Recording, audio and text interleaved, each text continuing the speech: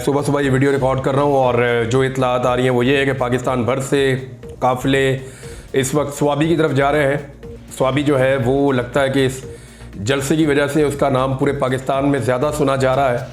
पाकिस्तान में दो सूबे जो हैं पंजाब और खैबर पख्तूनख्वा, उनकी बाउंड्री बहुत सारी जगहों पे आपस में मिलती है, लेकिन मोटरवे के नज़दीक जो है वो स्वाबी है और दूसरी तरफ जो है वो अटक आ जाता है। तो वो एक पंजाब में है, एक जो है वो खैबर पख्तूनख्वा में है। तो खैबर पख्तूनख्वा की टेरिटरी है तो वो वहाँ पे जलसा कर रहे हैं। अब अगर जलसे को कामयाब बनाना है तो आज के दिन में पंजाब हुकूमत की एक्टिविटी से पता चल जाएगा कि इस जलसे को कितना कामयाब बनाया जा सकता है। देखें, रात गए जो इतला आई वो ये कि मियाँ असलम इकबाल साहब के घर पे छापा मारा गया। मुख्तलिफ पाकिस्तान तहरीक इंसाफ के रहनुमाओं को जो काफ़िले लेकर जा सकते हैं उनको तंग किया जा रहा है, उनके लिए ज़मीन तंग की जा रही है। जो कारकुन इकट्ठे होकर जाना चाहते हैं उनके लिए हर्डल्स हैं। लेकिन अगर इसके विजुअल्स सामने आएंगे और ये चीज़ें पाकिस्तानियों को देखने को मिलेगी तो फिर पाकिस्तान तहरीक इंसाफ का जलसा कामयाब हो जाएगा। देखिए, बंदे तो सारे खैबर पख्तूनख्वा से इकट्ठे हो जाएंगे। खैबर पख्तूनख्वा में इतनी बड़ी तादाद में इमरान खान साहब की सपोर्ट है कि ये जलसा तो स्वाबी भर सकता था, और अभी तो पेशावर से लोग आ जाएंगे, लोग चित्राल से आ जाएंगे, कश्मीर से आ जाएंगे, लोग इस्लामाबाद, रावलपिंडी और अटक के लोगों को रोका नहीं जा सकता, ये भी आ जाएंगे। DI खान से लोग आ जाएंगे, स्वात से, मैंगोरा से लोग आ जाएंगे, दीर से लोग आ जाएंगे, मर्दान से लोग आ जाएंगे। तो ये जब हर तरफ से लोग आएंगे तो खैबर पख्तूनख्वा के बाहर से किसी को आने की ज़रूरत नहीं थी। लेकिन फिर भी काफ़िले सिंध से निकले हुए हलीम आदिल शेख साहब की क़यादत में, उनके साथ कोई दीगर क़यादत भी मौजूद है पाकिस्तान तहरीक इंसाफ की, वो सारे लेकर आ रहे हैं काफ़िलों को सिंध से गुजारते हुए पंजाब की तरफ। अभी मेरी आखिरी इत्तला के मुताबिक वो पंजाब में बस टच करने वाले हैं। वो जैसे ही पंजाब में दाखिल हो जाएंगे तो उसके बाद फिर वो पंजाब से गुजरते हुए KP की तरफ जाएंगे। लेकिन अगर वो पंजाब से गुजरते हैं और रास्ते में हर्डल्स आ जाती हैं, उन्हें रोका जाता है, यही मुल्तान से आने वाले काफ़िलों को, डेरा गाजी खान से जाने वाले काफ़िलों को, लिया से जाने वाले, मियाँ वाली से जाने वाले काफ़िलों को, लाहौर से जाने वाले काफ़िलों को, कसूर से, साहिवाल, उकाड़ा, फैसलाबाद, सियालकोट, अगर इन काफ़िलों को रोका जाता है गुजरात से जाने वाले लोगों को, तो ये बड़ा इंटरेस्टिंग सिनेरियो बन जाएगा। और जो पाकिस्तान तहरीक इंसाफ को कामयाबी शायद एक बहुत बड़े जलसे में भी ना मिलती, वो भी मिल सकती है। अब देखना यह है कि PMLN की हुकूमत इस मरतबा एक दफ़ा फिर गलती करते हैं या नहीं करते। अगर तो वो गलती करते हैं और इन काफ़िलों को रोकते हैं, यहाँ पे ऐसे मनाजर दिखाई देते हैं जिनमें मार कुटाई होती है या लाठी चार्ज होता है या लोगों की खुदा न खास्ता गाड़ियों को या इमलाक को नुकसान पहुँचाया जाता है, तो ये जो झगड़े के विजुअल्स हैं और ये जो सारी चीज़ें गिरफ्तारियों की नज़र आएंगी, ये चीज़ें पाकिस्तान तहरीक इंसाफ के मौक़िफ़ को फ़ायदा देंगी और एक इंटरनेशनल ख़बर बनेगी जो पूरी दुनिया के अंदर जाएगी। तो अब तक की जो PMLN की सियासी अकल है या हुकूमत की और रियासत की जो पॉलिसी रही है, उसकी जो एक सियासी समझ बूझ और अकल है, वो तो यही काम करती रही है कि पाकिस्तान तहरीक इंसाफ को पूरी दुनिया में मकबूल करती रही है। लेकिन अगर ये खामोशी से जाने देते हैं तो पाकिस्तान तहरीक इंसाफ एक बड़ा जलसा करेगी और उसके बाद उनके लिए एक नया चैलेंज होगा कि इससे बड़ा जलसा इस्लामाबाद में करना है और उससे बड़ा जलसा फिर लाहौर में करना है। तो पाकिस्तान तहरीक इंसाफ के लिए चैलेंज एक नहीं है, वो बहुत सारे चैलेंजेस हैं और उनको एक के बाद एक और चैलेंज आएगा। लेकिन अगर आज हुकूमत गलती करती है तो फिर हुकूमत जो है वो पाकिस्तान तहरीक इंसाफ के चैलेंजेस को कम करेगी और उनका मोमेंटम ऑटोमेटिकली बनना शुरू हो जाएगा। वरना पाकिस्तान तहरीक इंसाफ को इसके बाद अगली फिक्र ये होगी कि अब हमें इस मोमेंटम को कैरी करना है और हुकूमत का काउंटडाउन जो है उसको तेज़ी से करीब लेकर आना है। यानी हुकूमत को गिराना भी है, इनको घर भेजना है एहतजाज के ज़रिए से या अदालतों फैसलों के ज़रिए से, या कम से कम एक अवामी तहरीक तो चलानी पड़ेगी ना, जिसकी वजह जो है वो अवाम की हालत है। यानी मैं आपको पिछले वीलॉग में कह रहा था कि आपको कुछ चीज़ें मैं शेयर करूंगा कि नवाज शरीफ साहब से ऐसी क्या गलतियां हुई जिनका इमरान खान साहब को फ़ायदा हुआ। पहले इमरान खान साहब के पास सिर्फ अपनी मकबूलियत थी, लेकिन अब यह हुआ कि इमरान खान साहब के पास एक कार्ड और है, और वो कार्ड ये है कि लोग अब नफरत कर रहे हैं उन लोगों से जिन्होंने लोगों की ये हालत कर दी है। चंद चीज़ें मैं आपको बताता हूँ इन्होंने किया क्या और मियाँ नवाज शरीफ साहब क्यों बहुत ज़्यादा परेशान है।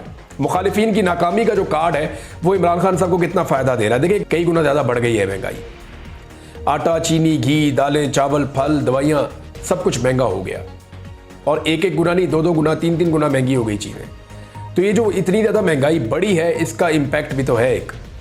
दूसरा, बिजली और गैस के बिल जो है वो तबाहकुन है, लोगों की हालत ख़राब हो गई है। पेट्रोल तकरीबन दुगना हो गया है, 150 रुपये जो गाड़ियों के किराए लोग ट्रैवल करते थे वो ट्रैवल नहीं कर पा रहे, गाड़ियों के किराए जो हैं वो पेट्रोलियम मसनूआत की वजह से बढ़ते चले जा रहे हैं और डॉलर की कीमत में लगभग 100 रुपये इजाफा हुआ है, जिसका नुकसान पाकिस्तान की मईशत को हुआ। लोगों के कारोबार जो है वो बहुत बुरी तरह तबाह हुए, ख़ास तौर पे जो लोग दरमियाने दर्जे का कारोबार करते थे उन्हें बहुत नुकसान हुआ है। जितने जालिमाना टैक्स तनख्वाहदार तबके पर लगाए गए हैं उन्हें तो पीस कर रख दिया है, यानी उनकी जो महरूमियाँ थी उनमें बहुत ज़्यादा इजाफा हुआ है। किसानों की फसलों के साथ जो हुआ वो आपके सामने है। ख़ास तौर पे जो गंदम की फसल के साथ जुल्म किया गया, पहले कहा गया खरीदेंगे, कीमत मुकर्रर की गई, फिर खरीदा ही नहीं, फिर किसान अपनी गंदम ओने पोने बेचने पर मजबूर हो गए। जब ओने पोने बेच दी तो फिर आटे की कीमत बढ़ा दी ताकि मिडिल मैन को फ़ायदा हो जाए। तो किसान के साथ तो तारीखी जबर किया है इस हुकूमत ने। तामीराती काम पाकिस्तान में रुका हुआ है, तरक्याती काम। अब जो रियल स्टेट सेक्टर है उसमें काम बहुत सुस्त हो गया है, तो आपके मजदूर भी बेरोजगार हैं, राज भी आपके बेरोजगार हैं, तो वहां पे भी काम नहीं हो रहा। इंडस्ट्री इसकी वजह से बंद हो रही है।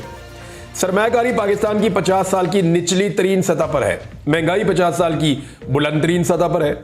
ओवरसीज पाकिस्तानी अलग नाराज हैं, वो अपना सरमाया निकाल रहे हैं। जो रेमिटेंसेस आते थे वो भी कम हो रहे हैं, जो बाहर से ओवरसीज पाकिस्तानी पैसा भेजते थे वो कम होता चला जा रहा है।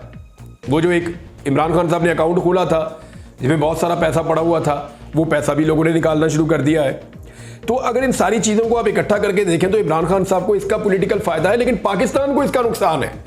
और जो पाकिस्तानी है वो अब ये सोच रहे हैं कि जितना लंबा ये टाइम बढ़ता जाएगा उतना ज़्यादा पाकिस्तान को नुकसान होता जाएगा। ये हुकूमत तो 71-72 अरब रुपया रोजाना कर्जा ले लेती है। इस हिसाब से अगर ये 1 साल कर्जा लेती रही तो 1 साल के बाद ये लगभग इतना कर्जा ले चुके होंगे, यानी उसकी मैंने मिकदार निकाली तो 26,000 अरब से ज़्यादा ये कर्जा ले चुके होंगे 1 साल के अंदर। अगर इनकी 1 साल हुकूमत चलती है तो 16 महीने का पिछला तजर्बा पूरी तरह नाकाम हुआ शहबाज शरीफ का, फिर लोगों ने रिजेक्ट कर दिया, फिर दोबारा वही तजर्बा पाकिस्तान के ऊपर मुसल्लत हो गया है। अब लोग दोबारा उसको जब भी मौका मिलेगा रिजेक्ट कर देंगे।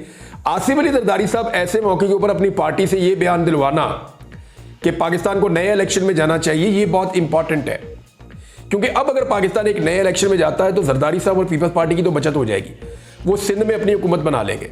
लेकिन अगर 2-4 साल गुजर जाएंगे तो जितने गुना ये हुकूमत करेगी उनका बोझ जरदारी साहब और पीपल्स पार्टी में पड़ेगा और फिर सिंध के अंदर भी उनको हुकूमत बनाना मुश्किल होता चला जाएगा। इस माहौल में अगर दोबारा इलेक्शन होता है तो जरदारी साहब सिंध की अपनी हुकूमत बचा पाएंगे, तो सिंध में उनके पास हुकूमत हो जाएगी, सदर पाकिस्तान वो हो जाएंगे और चेयरमैन सेनेट भी उनका अपना हो जाएगा। तो ये ताकत जरदारी साहब के पास रहेगी। सदर पाकिस्तान को निकालने के लिए इंपीचमेंट करनी पड़ती है और इंपीचमेंट का जो है वो एक बड़ा लेंथी किस्म का प्रोसेस है, वो एक आईनी और कानूनी मसला है, उसके ऊपर फिर कभी बात करेंगे। लेकिन मैं आपको ये बता देता हूं कि सिंपल ये है कि पीपल्स पार्टी भी इस नकम्मी गवर्नमेंट का बोझ उठाने से अब कतराना शुरू हो गई है। बहरहाल पाकिस्तान तहरीक इंसाफ के काफिले पहुंच रहे हैं। मैंने आपसे जैसे कि पहले कहा कि आज का जलसा तय कर देगा कि पाकिस्तान किस तरफ जा रहा है। यानी 8 फरवरी को जो कुछ हुआ, 8 फरवरी के बाद जो इंपॉर्टेंट दिन है वो आज का दिन है। अदालती फैसलों के दिन बहुत इंपॉर्टेंट होते हैं, जैसे कि मखसूस नशिस्तों के केस का फैसला आया, वो एक बड़ा अहम दिन था। इमरान खान साहब का जो साइफर वाला फैसला आया इस्लामाबाद हाई कोर्ट से, वो एक बड़ा अहम दिन था। इसी तरह से जब इमरान खान साहब ने जजेस के सामने बैठकर एक दिन बात की, वो पाकिस्तानी पॉलिटिक्स में एक बड़ा अहम दिन था। यानी पाकिस्तानी पॉलिटिक्स के जितने भी अहम दिन है वो सारे इमरान खान साहब के साथ जाकर जुड़ते हैं। इस वक्त वो पाकिस्तान की सबसे बड़ी सियासी हकीकत बन गए हैं। तो आज का जो दिन है वो एक दफा फिर बड़ा इंपॉर्टेंट दिन है।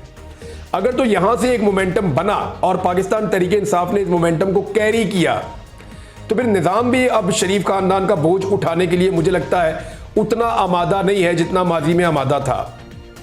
और यही वजह है कि PMLN के बड़े बार बार सर जोड़ के बैठते हैं और उनके अंदर से ये आवाज़ें आती हैं कि अब करना क्या है, यानी दोबारा इलेक्शन में चले जाएं या कोई और निज़ाम बना लें। PMLN का फार्मूला कुछ और है, पीपल्स पार्टी का कुछ और है। जरा मैं आपको ये बता देता हूँ पीपल्स पार्टी ये क्यों कह रही है, गौर कीजिएगा। पीपल्स पार्टी ये क्यों कह रही है कि हम किसी गैर आईनी चीज़ को सपोर्ट नहीं करेंगे, जो आइन के अंदर है वही होगा।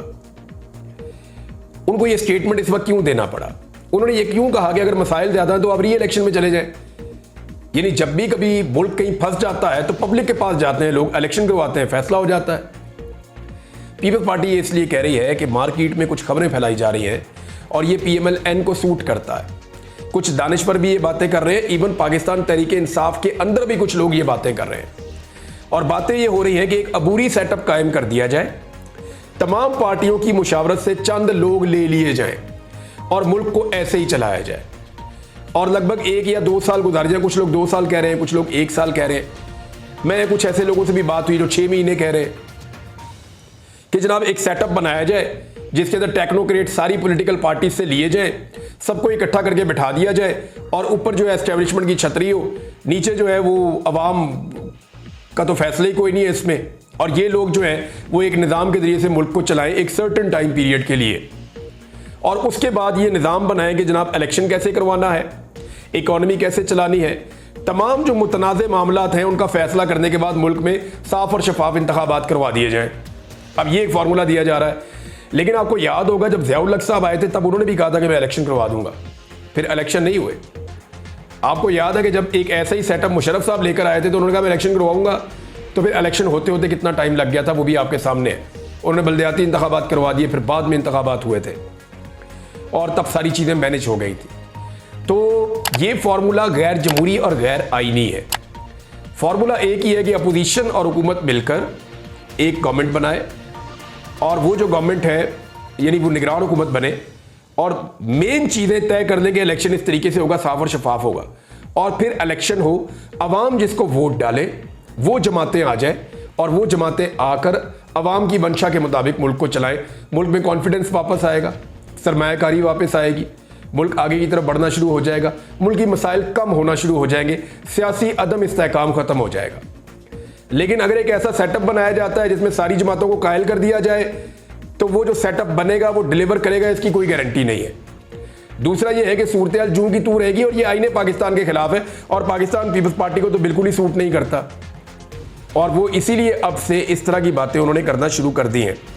एक और खबर थी नाज़रीन, और ये इंपॉर्टेंट खबर थी। इमरान खान साहब ने अच्छा एक इंटरव्यू दिया है, वो मैं आपको पहले पढ़ के सुना देता हूँ। और जो इमरान खान साहब का इंटरव्यू है ये शाया हुआ है रॉयटर्स पे। इंटरव्यू जैसे लिखा है मैं आपको बता देता हूँ। इमरान खान साहब ने कहा कि फौज के साथ अच्छे ताल्लुकात ना रखना बेवकूफ़ी होगी। फौज के साथ किसी भी बातचीत के लिए तैयार हूँ लेकिन हुकूमत के साथ नहीं।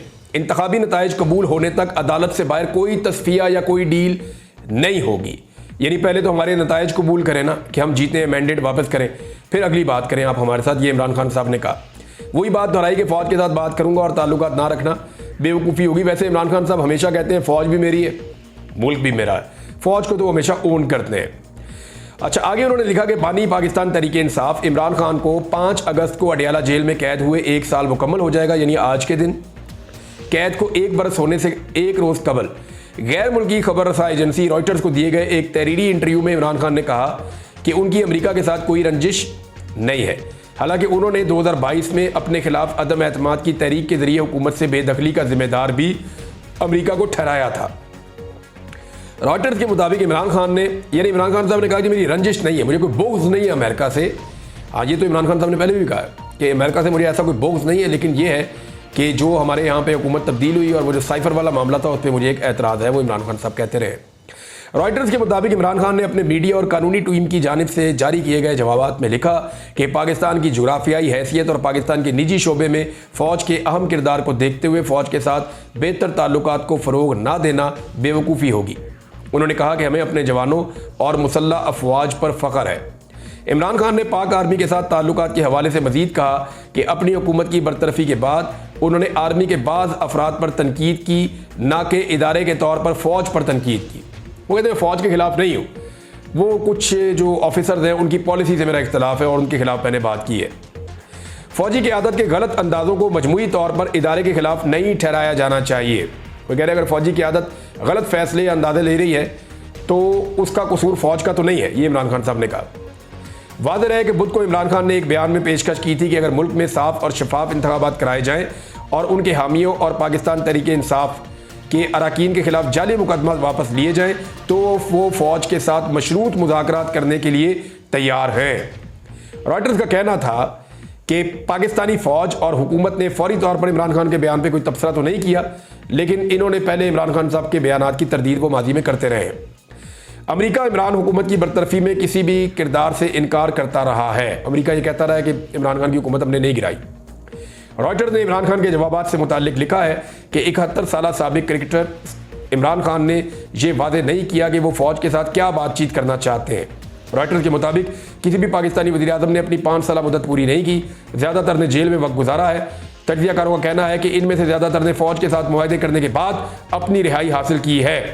ताहम फौज सियासतदानों के इन दावों की तरदीद करती चली आई है। इमरान खान साहब ने इल्ज़ाम लगाया है कि फौज इनके खिलाफ सियासी इंतकाम के तौर पर बनाए गए मुकदमात की हमायत कर रही है, जबकि फौज ने इमरान खान के इन इल्ज़ामात की बार बार तरदीद की है और मुस्तरद किया है।